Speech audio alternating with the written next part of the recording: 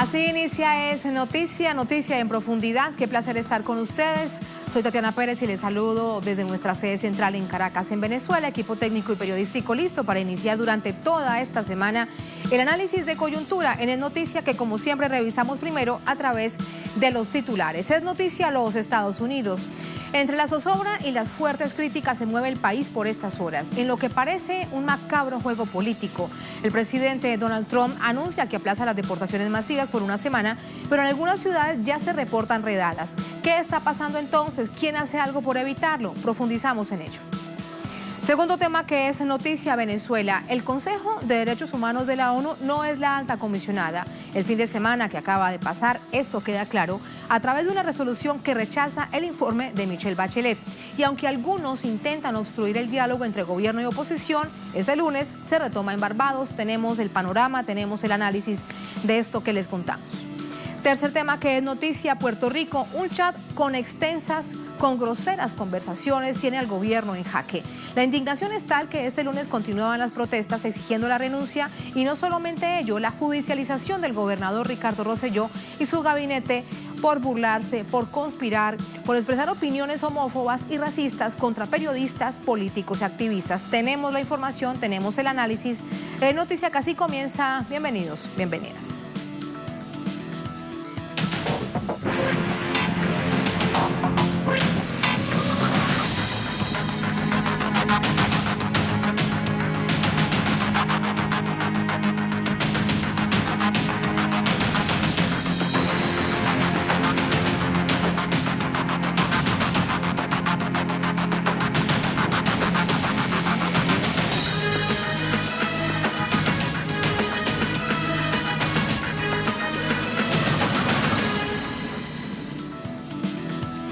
La noticia a los Estados Unidos. El gobierno anuncia la prolongación de una semana del inicio de las redadas de inmigrantes, aunque extraoficialmente se conoce de operativos en algunas ciudades. Mientras crece el miedo entre las comunidades de indocumentados, Donald Trump agudiza su campaña xenófoba. Pero ¿qué es lo último? Vamos de una vez con nuestra corresponsal hasta Washington, Alina Duarte. Alina, buenas noches. Cuéntanos, ¿cómo te va? Hola, ¿qué tal, Tatiana? Muy buenas noches, saludos a todo el auditorio. Así es como lo comentas, ahí estamos mejor. Ahí estamos mejor, Listo. Sí, señora. Bueno, en realidad, Tatiana, te comento que justamente este tema que dices, las redadas el fin de semana, tiene que ver con un anuncio que se hizo y que ya se había pospuesto en una ocasión por el presidente Donald Trump. Sin embargo, cabe señalar, ha habido redadas, pero estas se han venido desarrollando de manera, digamos, cotidiana, porque recordemos que es una práctica que ni siquiera empezó con el presidente Donald Trump, sino también ha sido una cuestión de política migratoria durante mandatos demócratas como Barack Obama. No se han incrementado durante este fin de semana como se esperaba. Sin embargo, como bien lo mencionabas, también ya esta preocupación, esta paranoia, incluso en algunos lugares, que se especula hasta cuándo realmente migrantes sin papeles en este país podrían estar escondidos en sus hogares ante esta amenaza de detenciones y de posible e inmediata deportación a sus países de origen. Bueno, sigue haciendo que organizaciones de derechos humanos, organizaciones de derechos migrantes hayan tendido una red de apoyo y de información hacia la comunidad migrante indocumentada. Han sido en varios idiomas que se han difundido varias informaciones sobre qué hacer en caso de que policías, como le dicen, la migra, aparezca en sus hogares, guardar silencio y pedir una orden firmada por un juez y no nada más una solicitud de que salgan de sus hogares. De otra manera no pueden ingresar a los mismos estos agentes. Se ha difundido, insisto, esta información en varios idiomas durante el fin de semana. También incluso aquí en la capital estadounidense, a pesar de no ser una de las 10 ciudades que se informaba originalmente que podrían llevarse a cabo estas redadas, también se han distribuido pequeñas tarjetas con números telefónicos para que en caso de que la comunidad lo necesite puede llamar y tener algún otro tipo de Información y Orientación Jurídica. Esto se da a la par en que se discute el racismo y la xenofobia como política de Estado, como política de la Casa Blanca, y es que el presidente Donald Trump no solo ha arremetido en contra de la comunidad inmigrante, sino también con quien hoy son los congresistas, las congresistas aquí en este país. Y es que ha atacado directamente, sin decir sus nombres, a congresistas demócratas que ha cuestionado en varias ocasiones sus políticas migratorias. Ha dicho que si no están de acuerdo con este país, si no aman a este país, ha asegurado que incluso no quieren a este país, pues que se regresen a sus países de origen. Bastante preocupante estas declaraciones del presidente Donald Trump, que han desatado todo este tema sobre, insisto, la xenofobia y el racismo encabezada desde la Casa Blanca.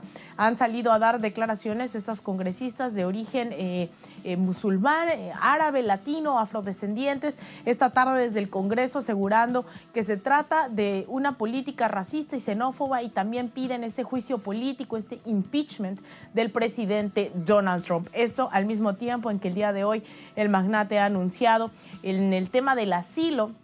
Lo que está haciendo Tatiana es tratar de bloquear el asilo a aquellos que han transitado por algún otro país que no es su lugar de origen previamente a venir a los Estados Unidos. Es decir, pone en jaque a decenas de miles de migrantes, sobre todo centroamericanos, que han atravesado México. Bueno, si han atravesado México, dice ya no podrían pedir asilo. Esta es una medida que se implementaría el día de mañana. Sin embargo, bueno, es bastante preocupante este panorama, sobre todo en un contexto aún más amplio, que es ya la candidatura presidencial de cara al 2020. Bueno, todo esto está sobre la mesa, Tatiana. ¿Y qué dicen los republicanos ante esta situación? ¿Lo comparten? ¿Hay algún nivel de críticas, algún distanciamiento del presidente Donald Trump? Bueno, en realidad, Tatiana, el silencio de los republicanos ha valido más que los pronunciamientos de algunos de ellos, como el senador republicano Lindsey Graham, quien ha salido a arremeter también contra las congresistas demócratas y ha dicho que se trata de comunistas que odian a Estados Unidos, que odian a Israel, que son antisemitas, y una serie de adjetivos por varios minutos. Es decir, y de hecho eso está en el debate, en la arena pública el día de hoy, sobre que hoy apoyar al presidente Donald Trump en ese país tiene que ver con apoyar una política abiertamente racista, abiertamente xenófoba e incluso misógina, ya que recordemos que varias de las declaraciones que ha dado el presidente durante estos 2 años y durante su campaña presidencial no solamente tienen que ver en temas migratorios, sino también en temas misóginos, racistas. Tiene que ver con declaraciones del magnate diciendo agarren a las mujeres por la vagina, y eso lo recordaban hoy las demócratas en el Congreso. Recordaban cómo es que ha llamado con palabras y groserías obscenas a atletas negros en este país, cómo es que se le ha acusado de varias cosas, y sin embargo sale hoy a decir en contra de estas congresistas que son, insisto, ciudadanas estadounidenses. No tiene que ver con un problema de ciudadanía, sino con una cuestión, dicen, de color y de supremacía blanca, de la institucionalización de la supremacía blanca. Hoy les ha dicho que si no están contentas con este país, pues que se vayan a sus países de origen. Precisamente insisto, el tema es la supremacía blanca hoy aquí en Estados Unidos, Tatiana. Hay que vivir para verlo porque realmente resulta increíble. Gracias, Alina. Muy buenas noches. Claro. Buenas noches. Muy buenas noches, Tatiana. Buenas noches, Alina. Vamos con el análisis. Para ello nos acompaña Bernardo Méndez Lugo. Él es director ejecutivo de América Sin Fronteras. Nos acompaña desde Ciudad de México, precisamente donde se encuentra la sede de esta organización no gubernamental. Bernardo, ¿cómo estás? Buenas noches. Muy buenas noches, Tatiana. Un saludo a todo tu equipo, y escuché con mucha atención el mensaje de la corresponsal de Telesur en Washington, que pues avalo todo lo que ella señaló, y estoy a tus órdenes para comentar la visión de América Sin Muros. Ese es el nombre de nuestra organización, no Sin Fronteras, sino América Sin Muros. Es muy importante subrayar lo de Sin Muros, así que pues estoy a tus órdenes, Tatiana. Bien, por esa claridad, Bernardo, gracias. Déjame preguntarte, a esta hora, ¿qué información manejan ustedes con respecto a este nivel de angustia, de zozobra, la situación judicial de los inmigrantes que ustedes tienen contacto con ellos en los Estados Unidos? Porque lo veíamos así, no desde el domingo, no desde la víspera, sino desde días atrás, un nivel de zozobra que ya se instalaba en la comunidad. Sí, efectivamente, Tatiana, como sabes, con mucha antelación, el presidente Trump señaló que se haría esta redada, se mencionó como masiva este domingo.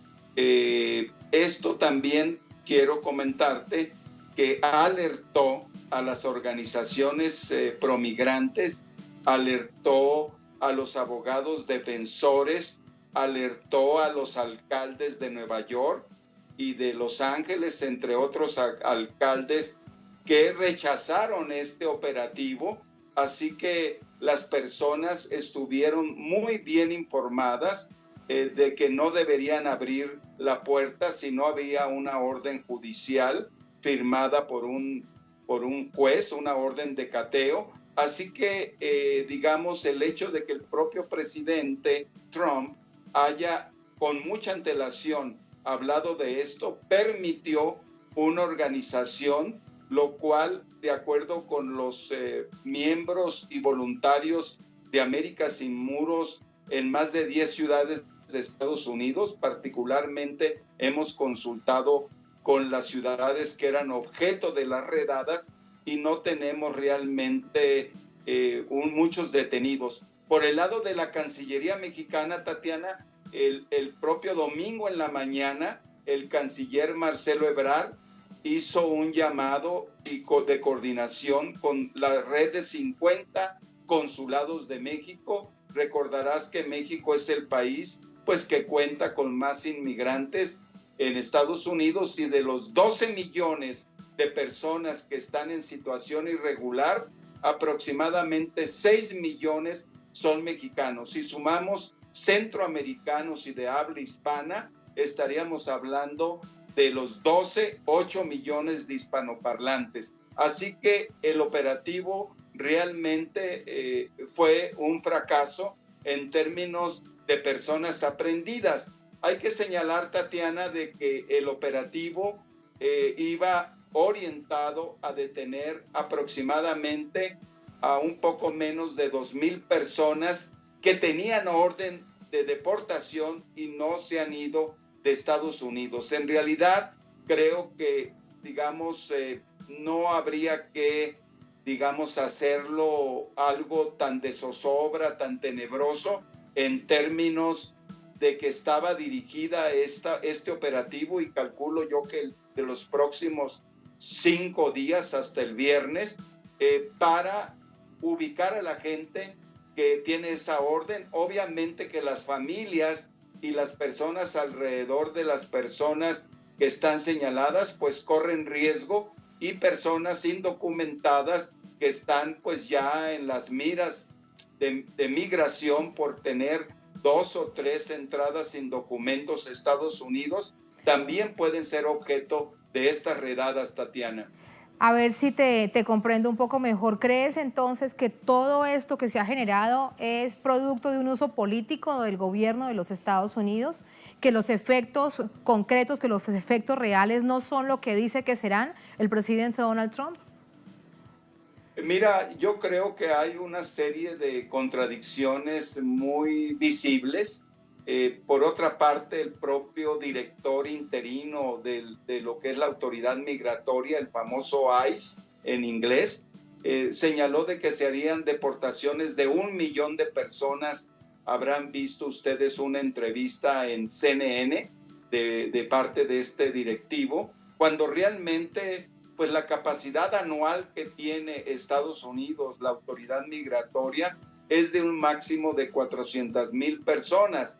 Esto quiere decir que se tendrían que pasar más de 2 años para poder deportar a 1 millón de personas. Así que yo creo, como se ha señalado de parte de tu corresponsal, hay un ambiente político pues de alguna manera de generar los apoyos de la base fuerte, de la base que tiene el presidente en dirección a la reelección. Recuerda que también antes de ser electo hizo una serie de señalamientos muy agresivos hacia México antes de las elecciones, hablando de los migrantes mexicanos como violadores, ladrones, en fin, una serie de adjetivos que realmente pues no hay manera, de ninguna manera, de justificar esos adjetivos, Tatiana. Así es, me has hablado además, como bien lo hemos visto a través de la pantalla de Telesur, a través de distintos medios locales mexicanos, la postura del gobierno del presidente Andrés Manuel López Obrador. Pero déjame preguntarte, no es solamente México, son naciones centroamericanas. ¿Qué pasa con los gobiernos de esas naciones de origen de estos cientos de migrantes que intentan llegar a los Estados Unidos?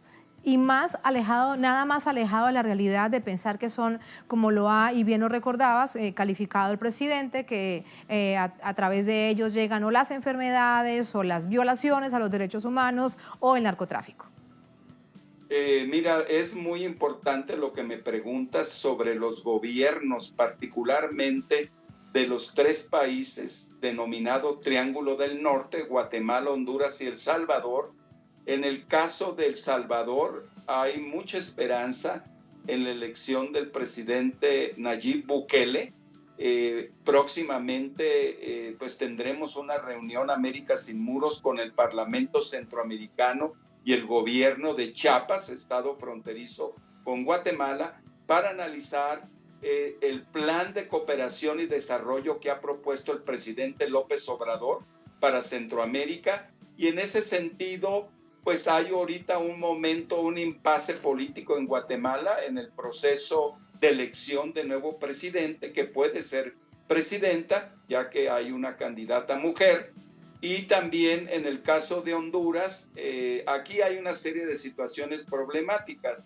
En el caso de Honduras, pues es muy difícil pensar que el presidente Orlando Hernández, que también pues fue muy cuestionada su llegada y su política, pues no ha sido una política, vamos a llamar, adecuada para defender a sus connacionales, que son, creo, la nacionalidad que tiene pues más personas en riesgo. En el caso de El Salvador, el vicepresidente Félix Ulloa, que ha sido un luchador de muchos años, es mucho mayor de edad que el presidente Bukele. Estamos hablando Bukele de 39 años y el vicepresidente Ulloa de 69 años. Una gran experiencia política, y nosotros en América Sin Muros tenemos confianza en que El Salvador, tanto con el plan de cooperación como con estas nuevas autoridades que tomaron las riendas el 1 de junio, pues haya una política mucho más progresista, mucho más promigrante y con mayor responsabilidad. En el caso de Guatemala, pues con el presidente Jimmy Morales, como ustedes saben, hay una negociación de tercer país seguro, pero que las organizaciones guatemaltecas están de alguna manera parando esta iniciativa, así como pues algunos otros elementos políticos y actores políticos en Guatemala, Tatiana. Así es la situación, muy complicada, y en todo caso veremos qué pasa en los próximos días, porque como bien dices, el gobierno no se ha visto por lo menos ese nivel de redadas a través de deportaciones que se pretendían. Hay que estar con los ojos muy alertas a esta situación también, como lo ha planteado nuestra corresponsal. Bernardo, gracias, muy buenas noches. Muchas gracias, y tenemos las reglas de oro para el inmigrante en Estados Unidos y también para toda persona que nos pueden seguir en nuestras redes, en Twitter, en @América Sin Muros. Tatiana, muchas gracias para ti y tu equipo. Gracias a ti. Ese trabajo que se realiza a través de los movimientos promigrantes es fundamental. De hecho, el fin de semana veíamos mucha actividad a través de las redes sociales indicándoles qué hacer. Entendíamos que en la distancia es no dejarlos solos. Gracias, Bernardo. Hasta luego, buenas noches. Muchísimas gracias. Vamos ahora a recapitular lo que ha sucedido durante las últimas horas en los Estados Unidos.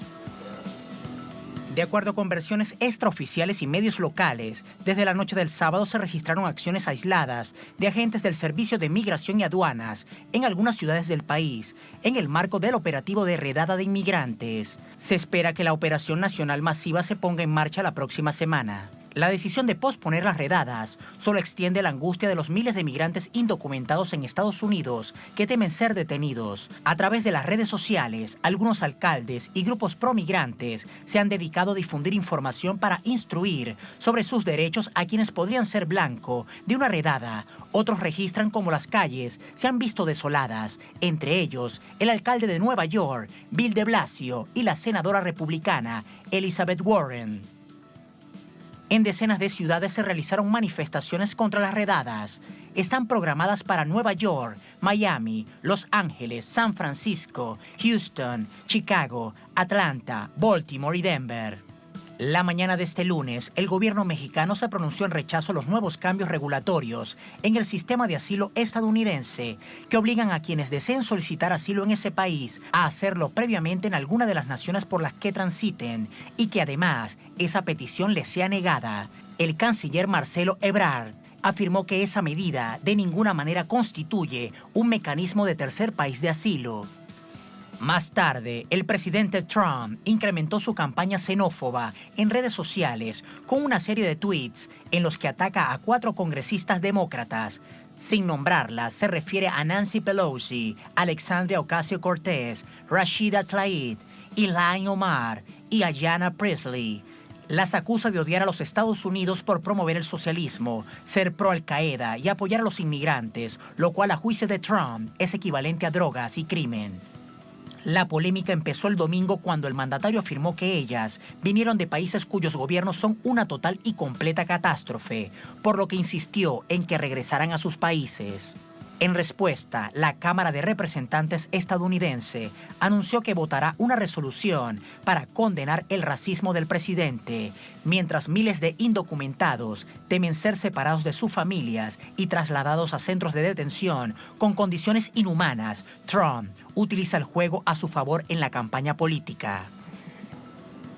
Tal como lo analizábamos con nuestro invitado, todo esto hay que revisarlo en clave política. Recordemos que el próximo año hay elecciones presidenciales en esta nación, en los Estados Unidos. Así nos vamos a la primera pausa en esta emisión de Es Noticia. Al volver, en Noticia Venezuela. El Consejo de Derechos Humanos de la ONU no es la alta comisionada. Este fin de semana que acaba de pasar, queda clarísimo el escenario a través de una resolución que rechaza el informe de Michelle Bachelet sobre Venezuela. Y aunque algunos intentan obstruir el diálogo entre el gobierno y la oposición, este lunes se retoma en Barbados. Lo ha informado de esta manera a través de las redes sociales el equipo de gobierno en esta isla del Caribe. Tenemos información, tenemos el análisis, estamos en Es Noticia.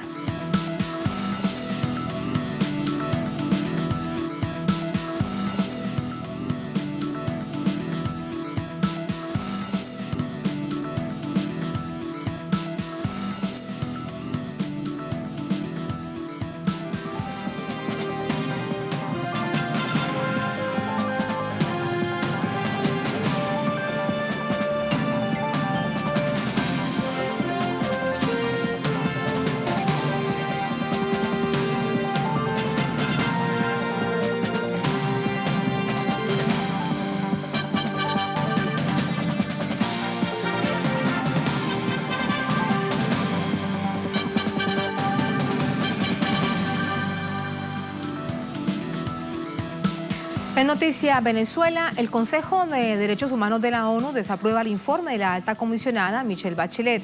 A esto se suma una resolución adoptada por 28 Estados miembros de la Organización de Naciones Unidas en rechazo al bloqueo económico que Estados Unidos mantiene contra esta nación. Tenemos detalles a continuación. Durante una sesión del Consejo de Derechos Humanos de la ONU en Ginebra, fue rechazado el informe de la Alta Comisionada de Derechos Humanos. El documento presentado por Michelle Bachelet fue señalado de poseer información poco objetiva y falta de análisis crítico sobre las causas de la real situación económica y social del país. En el mismo escenario, se adoptó una resolución que con 28 votos rechazó el conjunto de medidas coercitivas unilaterales impuestas por el gobierno de Estados Unidos contra la economía y la industria petrolera de Venezuela, un instrumento introducido por el Movimiento de los Países No Alineados que insta a fortalecer la cooperación internacional contra los efectos del bloqueo económico, financiero y comercial. A la par, una movilización en Caracas demostró el contundente rechazo de los ciudadanos al informe de Bachelet y a cualquier forma de injerencia extranjera en la nación. Bachelet una vez más le miente al mundo. Le miente al mundo porque es un informe que no fue elaborado por ella, es evidente. Fue elaborado por el imperio norteamericano, quien pretende una invasión contra nuestra patria. Pero hoy el pueblo venezolano te demuestra que estamos aquí en defensa de nuestro gobierno revolucionario y el rechazo al informe de esta mentirosa llamada Michelle Bachelet. Al mismo tiempo, el gobierno venezolano reveló pruebas que implican a colaboradores cercanos del diputado opositor Juan Guaidó en el robo de armas utilizadas durante el intento de golpe de Estado del pasado 30 de abril. El círculo más cerrado a Juan Guaidó está en posesión de unas armas que le pertenecen a la República Bolivariana de Venezuela y que son para proteger al pueblo, no para atentar contra él. Implicaciones que se dan en el transcurso de los diálogos permanentes que este lunes se retoman desde Barbados entre las delegaciones del gobierno y la oposición, con el fin de encontrar una solución de las controversias políticas y sociales que afronta el pueblo venezolano. Parte de las profundas críticas que se le ha hecho a este informe de Michelle Bachelet es la cantidad de información que no se tiene realmente en cuenta cuando ahí está. La realidad la presenta. Para esto vamos a conversar con Elizabeth Cerqueira da Conceição. Ella es profesora, comunicadora social, coordinadora del Congreso Nacional Brasileño del MST. Vienen de haber pasado 25 días en esta Venezuela profunda, la Venezuela que no conocen los medios de comunicación internacionales, y precisamente vamos a conocer de esa experiencia. ¿Cómo estás, Elizabeth? Estoy bien, para nosotros es un gusto estar acá hablando con ustedes de esta experiencia en Venezuela. Muchas gracias. Tobías Pereira Soares Filo, coordinador nacional del Movimiento de Trabajadoras y Trabajadores por Derechos de Brasil. Tobías, ¿cómo estás? Muy bien, mucho grato por la oportunidad. Gracias a ustedes. Comencemos entonces. ¿Cómo fue esta experiencia, las zonas que visitaron? ¿Con qué Venezuela se encuentran? Bien, nosotros estuvimos en el estado de Miranda, un estado y que también quedamos en Acevedo, un municipio extremadamente productivo. Al contrario de lo que dice la Bachelet, no vimos pessoas en la calle, no vimos esta pobreza extrema que se decía ella en su relato. Vimos una Venezuela fuerte, un pueblo que tiene sus derechos básicos de sobrevivencia como salud, educación, la moradia, bien asistidos por este gobierno venezolano. Entonces, para nosotros, después de ver este relato, fue que un choque. Entonces, también podemos perceber que no se trata de un relato imparcial, es una incoherencia con la realidad del pueblo. Visto también que, bien, la juventud de acá tiene una magnífica oportunidad de ingreso de educación, de empleo. Vimos el chamos y chamas en inscripciones para chama juvenil, este proceso de trabajo y también estudio. Estuvimos también en la Universidad Aleja en Brión, y bien, educación, salud, moradia, derechos que para nosotros en Brasil es algo que sí hacen muchas violaciones allá. Allá es común, infelizmente, vemos personas en la calle, morando en la calle, en situación de calle, revirando las basuras. Una juventud también en Brasil que cada día muere pela mão do Estado, pela policía. Y bien, nosotros estuvimos en las comunidades en que los niños y las niñas no necesariamente estaban con problemas de desnutrición, mucho pelo contrario, ¿sí? Estábamos en un municipio altamente productivo que está empezando una diversidad inclusive de produtos agrícolas que, bien, es acá para Venezuela un grande logro no que se refere a su soberanía alimentaria. Sobre todo por un asunto clarísimo, y Tobías, es el bloqueo sobre el que hay una gran cantidad de afectaciones en Venezuela. Pero lo que nos relata Elizabeth me lleva a preguntarles es por los planes de las misiones, que es la inversión social, que en Venezuela se le conoce como las misiones. Todo esto que nos relatas hace parte de ello. Una de las emblemáticas, la habrán visto, es la Gran Misión Vivienda Venezuela, pero eso también se omite en el informe y es parte de la crítica del gobierno y de sectores sociales en el mundo. ¿Cómo viste entonces eso que ustedes, ese relato con el que ustedes tienen en Brasil y con el que se encuentran en Venezuela? Ah, sí. Una cosa que es que nosotros estamos acá en 28 personas que estuvieron en 4 estados, no, más 6 estados, que fue Miranda, como Elizabeth ha hablado, estivemos en Zulia, en Lara, Corredes, también en Anzoátegui, La Guaira y acá en Caracas. En Caracas. Sí. Entonces tuvimos una oportunidad muy buena de ver cómo se hacen las grandes misiones en la práctica. Esto es muy bueno, que todo que la media, los medios de comunicación brasileños hablan, hay una inversión de valores estructural, que se habla que las personas están en una situación de calle, solo que la gran misión de viviendas, como en La Guaira, no hay más, ¿cómo se habla? Necesidad de personas que se tienen necesidad de vivir, ¿cómo Sin se? techo.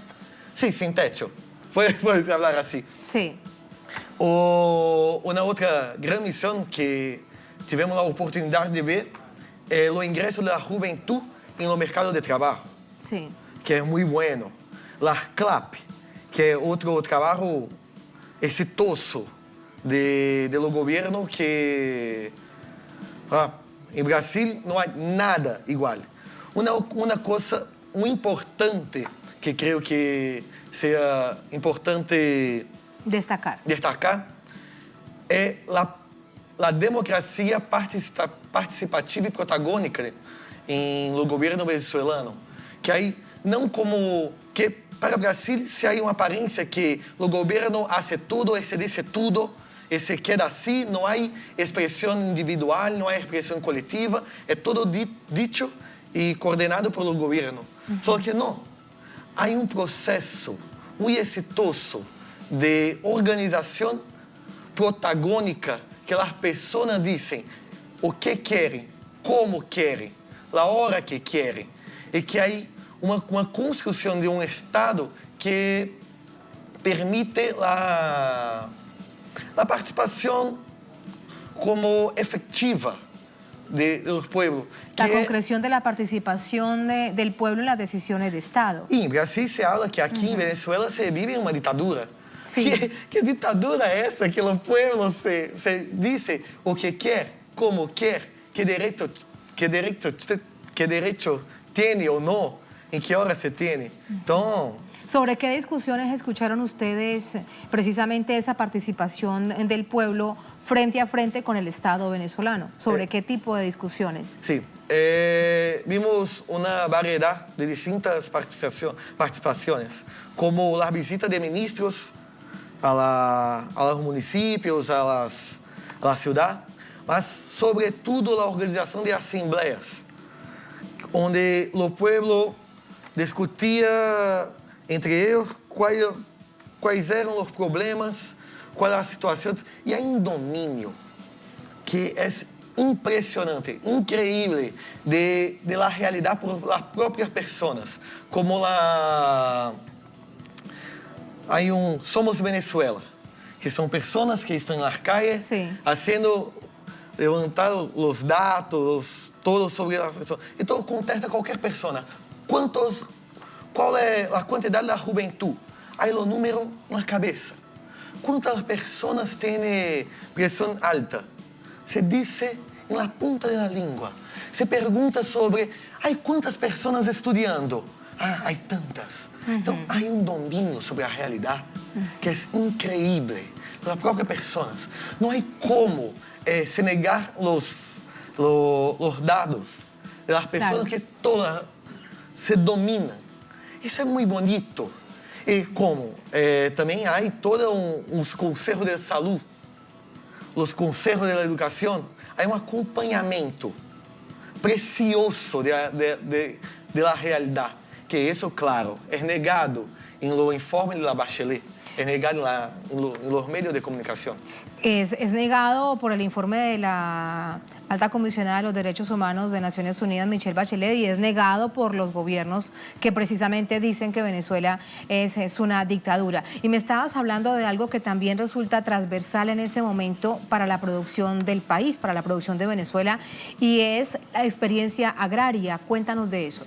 Estávamos falando com conselhos de campesinos, Sí. que agora estamos debatendo como organizar a produção. Vimos que a organização política vai muito bem, mas que agora também temos o desafio, o reto de distribuição, comercialização, porque também com o bloqueio, a aquisição de alimentos, sobretudo a produção local, fica afetada nos preços, sim? O produtor não tem domínio ainda sobre o preço e às vezes tem que vender para os atravessadores e eles para os intermediários que colocam os preços, Sim. sacam do produtor preço baixo e colocam no mercado preço alto. Así es. Então, como agora começar uma organização de também distribuição? Estávamos, por exemplo, uma família que me chamou a atenção em Caucagua. Em 2 hectares, tínhamos mais de 10 variedades de produtos, desde a yuca, plátano, hasta café, mamão, lechuga. Então, assim, como organizar esta diversidade, de onde se há condições também de se sembrar y hacer la... Elizabeth, y ustedes como el MST con tanta experiencia precisamente en el campo y en este sector, ¿qué les han dicho? Decimos que estão em bom caminho, estão a passos largos. Incluso vimos que acá há uma cultura de sembrar muitas qualidades de produtos, ¿sí? De alimentos juntos. Para nós hablamos que isso é uma agrofloresta, ¿sí? Aproveitar o ambiente de la natureza e fazer a sembra, né, com a agricultura. Então, estamos em caminho muito bueno e muito forte, porque as famílias estão bem. Temos casos de filhos que vieram para Caracas e regressaram e agora estão fazendo esta siembra. Y ahora... además, permíteme, como parte de la reflexión, seguramente ustedes también lo percibían, Elizabeth y Tobías, es un asunto de resistencia, producto de toda la situación del bloqueo. Com certeza, sim. Não só na produção, na cultura, na educação, o pueblo venezuelano tem ganas de não deixar nadie, nem nenhuma pessoa, nenhum país, fazer por eles. Eles querem fazer por eles. Então, vínhamos aí numa consciência, incluso de Latinoamérica, campesino que me perguntava se e como estão vocês em Brasil e como se ponga uma pessoa como aquela em poder. Então, é cambio de uma sociedade. Digo, Tatiana, que a violação dos direitos humanos hoje é feita pelo sistema capitalista personificado em país que é os Estados Unidos. Eles, sim, fazem violações, não só a seu pueblo, como o pueblo de Latinoamérica, sobretudo o pueblo venezolano. Y sobre todo, Tobías, con esa reflexión nos quiero despedir en un momento muy difícil para Brasil, ¿no? Producto de las políticas que mantiene ahora Jair Bolsonaro, pero que venían desde que derrocan a la presidenta Dilma Rousseff, que le dan el golpe legislativo, el golpe en el Congreso. Bueno, y vemos cómo Michel Temer, un presidente no electo, hace lo que hace hasta hoy. Sí, creo que esto o que passa Venezuela, o que passa Brasil, o que ha passado Paraguai, o que ha passado em tantos outros países, agora no Irã, é toda parte de um projeto muito bem articulado pelo Império. Em Brasil, han logrado poner um presidente com um discurso altamente racista, machista, xenofóbico, um Trump tropical, que ha logrado 66% das eleições. Se poneram aí com um discurso que, como se hace aqui, que tem uma corrupção muito forte, que era mentira. Estamos agora vendo com a informação de Intercept, que ha exposto o Sérgio Moro as intenções políticas da prisão de Lula. Um líder político que se quedava solto era presidente, por supuesto. El uso político en el sector judicial. Sí, y por eso tenemos un acampamento. Todo el tiempo que el presidente Lula ha estado en la cárcel, tiene un acampamento Lula Libre en la frente, en Curitiba. Y vemos ahora, y las contradicciones del capitalismo siempre viene a las luces, ¿no? No se da para se tirar las contradicciones del capitalismo. Ahora tenemos un presidente que retira los derechos de la población y se tira muy rápido. Ahorita teníamos la votación de la reforma de la previdencia. No sé cómo se dice. De la jubilación. ¿Reforma jubilatoria o la previsión? Sí. Que se ha retirado todos los derechos de los adultos mayores, las personas trabajadoras. Se muere de trabajar. Creo que sea muy buen ejemplo para Latinoamérica, como Macri está haciendo un buen ejemplo para Latinoamérica de qué es un gobierno neoliberal. Ahora tenemos en Brasil un gobierno neoliberal y fascista, que no tiene miedo de hacer lo mal y divulgar como bueno. Se comunica como bueno. Se ha hablado que es racista. No soy racista. Solo que hace una política racista. Creo que en Brasil lo peor error que hicimos es no hacer o que Chávez ha hablado para Lula, la reforma de las comunicaciones. Esa fue una deuda que dejó el PT. No incluyo únicamente al presidente Lula, es una deuda general de los gobiernos del PT. Y la Telesur es un ejemplo muy bueno de eso. Cómo la comunicación puede hacer un proyecto de formación de las conciencias de los pueblos. Que nuestra conciencia de los pueblos brasileños ha quedado muy frágil.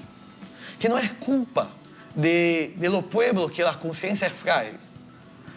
Todos los medios de la comunicación ha sido un intento, un proyecto para construir en la conciencia esta forma que ha quedado que la izquierda es mala, la derecha es buena, que hay corrupción aquí, lo mejor es privatizar. Los conceptos impuestos que bien conocemos, que es precisamente el modelo sobre el que lucha tanto Venezuela. Muchas gracias, Tobías. Muchísimas gracias. Un placer. Gracias a usted. Gracias, Elizabeth. Gracias. Muchísimas gracias. Gracias a ustedes. Vamos a una pausa brevísima y vamos a continuar entonces con En Noticia. Al volver, En Noticia Puerto Rico, un chat con extensas y groseras conversaciones tiene al gobierno en jaque.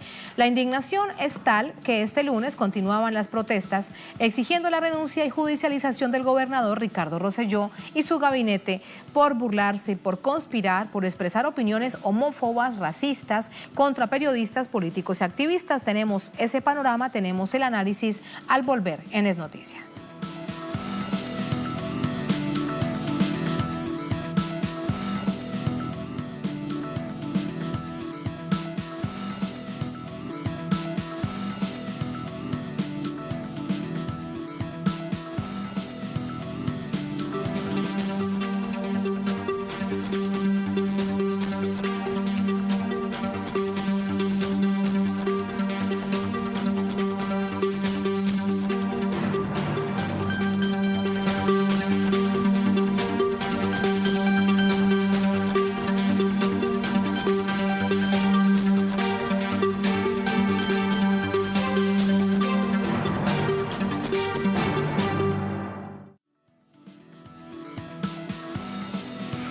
En noticia Puerto Rico, el gobernador de la isla, Ricardo Rosselló, su ejecutivo se tambalean por un escándalo sin precedentes. 889 páginas de conversaciones de un chat han sido reveladas por el Centro de Periodismo de Investigación, que recibió el documento de una fuente anónima. Las movilizaciones exigiendo la renuncia y la judicialización de este gabinete de Puerto Rico no cesan. Los centros de concentración han sido la Fortaleza, residencia del gobernador Ricardo Rosselló, y la Casa de Gobierno en San Juan. Los ciudadanos exigen su renuncia y una investigación judicial en su contra. Las movilizaciones, no vistas desde hace años, comenzaron tras la filtración de casi 900 conversaciones en la red social Telegram entre Rosselló y miembros del gobierno. En ellas son comunes las burlas, los comentarios machistas, sexistas, misóginos y homofóbicos sobre periodistas, políticos aliados y adversarios y activistas. Los mensajes filtrados comienzan en diciembre de 2018 y llegan hasta finales de enero de 2019. Un ejemplo del lenguaje soez es utilizado para referirse a la alcaldesa de San Juan, Carmen Julián Cruz. En uno de los mensajes, el gobernador boricua se refiere a la alcaldesa así: la comandanta dejó de tomar sus medicamentos. ¿Es eso o es tremenda HP? En rueda de prensa, la alcaldesa lo calificó de abusador y de una persona que no merece ocupar la silla que ostenta. Venezuela también tiene un capítulo en el chat grupal. En la conversación se lee cómo el equipo del gobierno conspira para forzar a líderes de la oposición a manifestarse contra el presidente Maduro. Hasta el momento, han renunciado el secretario de Estado y el representante de Puerto Rico ante la Junta de Acreedores. Rosselló se niega a dejar su cargo.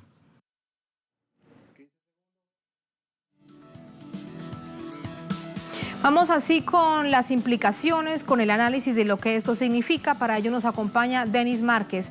Él es legislador independiente con nosotros desde San Juan. Denis, ¿cómo está? Buenas noches, vía telefónica los saludo. Saludos, muy buenas noches, y legislador independentista del Partido Independentista Puertorriqueño. Gracias por esa aclaración. Denis, usted ha dicho que iniciará un proceso judicial sobre esta cantidad de información que existe en los chats y que devela, que desenmascara de tantas aristas, de tantas, digamos, visiones al gobierno de la isla. Quiero preguntarte inicialmente de ello. Bueno, la Constitución de Puerto Rico lo que establece es lo que se llama un procedimiento de residenciamiento. Es un procedimiento que se da dentro de los cuerpos legislativos. Ese proceso inicia en donde yo pertenezco, que es la Cámara de Representantes, con una erradicación de cargos y 2/3 partes de los miembros así están de acuerdo. Que es radicado lo que se ha denominado un pliego acusatorio y está insistiendo a la mayoría parlamentaria que lo aprueben. Pero va a depender de ellos. Ellos son del mismo partido del gobernador, pero aunque sectores de ellos están cuestionando al gobernador, aún se muestran tímidos y no quieren llevar a cabo la acción. El juicio político y el juicio de su expulsión de llevarse a cabo se daría en el Senado de Puerto Rico, ¿no? Y sí lo preside la jueza presidenta del Tribunal Supremo, pero esto se da dentro del aparato legislativo. Quienes buscan al gobernador para determinar si puede mantenerse en el cargo o expulsarse son las cámaras legislativas. Cámara de Representantes presenta cargos, Senado juzga. Y hoy yo presenté un pliego acusatorio con una violación, según mi análisis jurídico y legislativo, de más de 18 delitos que se cometieron a través de ese chat o de ese grupo que ustedes describieron en la introducción de la entrevista. Una cantidad de reacciones. Es lógico que quienes están allí directamente reseñados estén molestos, pero esto va mucho más allá. ¿Qué mensaje realmente con respecto incluso a la misma administración pública se ha enviado al pueblo puertorriqueño? Se refleja desde estos chats, de este grupo de Telegram, que no es otra cosa que el gobernador expresándose junto a su equipo más cercano de trabajo, sus asesores y publicistas, denotan la más asquerosa y asqueante mecanismo de comunicación, de violación de derechos humanos, planteamiento de discriminación contra la mujer, contra periodistas, contra las comunidades LGBT, contra la oposición pública, contra el compañero senador del Partido Independentista Puertorriqueño, Juan Dalmau, porque el gobernador proponía en ese chat despedirle su trabajo a la esposa del senador por el simple hecho de no ser del partido de gobierno luego de 17 años en el empleo. O sea que discusiones que son barbáricas y eso se refleja en una visión discriminatoria de política pública e ilegal por parte del gobernador y su entorno más cercano. Por eso es que el país está exigiendo su salida, ya sea por residenciamiento, que es el concepto legal, para expulsarlo, o ya sea provocando la renuncia de su puesto. Y hoy estuve participando de una marcha junto a miles y miles de personas que estaban presionando al gobernador mediante esta manifestación, uniones obreras, organizaciones de profesionales, trabajadores de las artes, artistas, estudiantes, gente retirada, gente joven, hay miles de personas, y la situación va a continuar. Yo cumplí, radiqué el pliego acusatorio, estoy emplazando a la mayoría parlamentaria que lo apruebe y le den paso y busquemos al gobernador y lo expulsemos de su puesto. El gobernador Rosselló dice que él no renuncia. Hay dos de sus más cercanos colaboradores con cargos importantes, como el ya ex secretario de Estado que aparecía en ese chat, que renuncia. Lo mismo hace el representante de la Junta Acreedora de los Estados Unidos sobre la isla por esa enorme deuda que tiene la isla y Estados Unidos los ha dejado solos. Él también se hace a un lado. ¿Qué detiene entonces, qué defiende o qué soporta al gobernador Rosselló en este momento? Yo creo que lo que mantiene es su obstinación de mantenerse en el puesto y de que la forma que se puede sacar del puesto mediante el residenciamiento, que depende, porque ellos tienen la mayoría de los votos de los miembros de su partido. Para radicarle cargo hace falta 2/3 partes de los miembros de la Cámara, y esas 2/3 partes se completan con los miembros de su partido. Y en el Senado hace falta 3/4 partes para luego del juicio expulsarlo. Y para esas 3/4 partes es necesario los votos de los senadores de su partido. Está apostando a eso, pero la presión pública es importante. Ya se sale muchas diversas personalidades de la política, del arte, de la sociedad civil, los partidos políticos le estamos exigiendo la renuncia al gobernador. Veremos cuál es el desenlace final de este tema en las próximas semanas. ¿Qué papel juega en este momento la movilización social? La veíamos del fin de semana, hoy ha continuado. ¿Cómo ves precisamente este nivel de presión social, la gente en las calles? Sí, la gente en la calle, mucha presión social, fue un gran día, a pesar de que luego, como siempre, la policía termina lanzando lacrimógenos. Es parte de esa historia de represión en Puerto Rico. Pero a pesar de estos eventos ahora de tarde en la noche, miles de personas se congregaron frente al Capitolio temprano en la tarde. Luego de diversos mensajes, yo tuve la oportunidad de ser uno de los oradores. Nos trasladamos miles de personas por las calles del Viejo San Juan hasta donde está ubicada la oficina de gobierno, la casa del gobernador, que se denomina La Fortaleza. Y nada, yo creo que esto va a continuar, no empecé a lo que ha señalado el gobernador, para provocar su renuncia definitiva. Me queda algo por preguntarte, y es algunas reacciones que hemos escuchado relacionadas con que también se le está dando un uso político, dice obviamente algunos sectores desde cercanos al gobernador, a la gobernación, en las calles. ¿Cómo lograr que se identifique que es la ciudadanía, que es la movilización social de carácter independiente la que exige esta renuncia al gobernador y que la justicia actúe? Pero una movilización ciudadana donde participan diversos sectores, pero es una acción política. Es una acción política del país reclamarle a la persona que fue electa que salga de ese puesto porque ha cometido actos ilegales y que se nombre, según dispone la Constitución, un sustituto. Y eso es una presión de mi partido político, que es el Partido Independentista Puertorriqueño, de diversos sectores en Puerto Rico. Y claro está, hay que mantener esa presión, siempre llevar el mensaje a la gente de que en Puerto Rico va a haber elecciones en el 2020 corrido, y eso significa que es importante que la gente asuma una posición de transformación social y de transformación electoral en esos próximos comicios. Mientras llega esa fecha, es insostenible que el señor Rosselló siga siendo gobernador de Puerto Rico. Muchísimas gracias, Denis, por esta conversación, por estas reflexiones. Hasta luego, muchas gracias. Que pasen muy buenas noches. Saludos. Gracias a usted. Así ponemos punto final a esta emisión de noticias. Cerramos nuestra pantalla tradicional. Nos quedamos en redes sociales, @noticiatelesur, @TatianaTelesur. Durante esta jornada, otro hecho fue noticia, se dio en nuestra América Latina, pendientes de lo que sucede en Perú. Con eso los dejamos. Hasta mañana.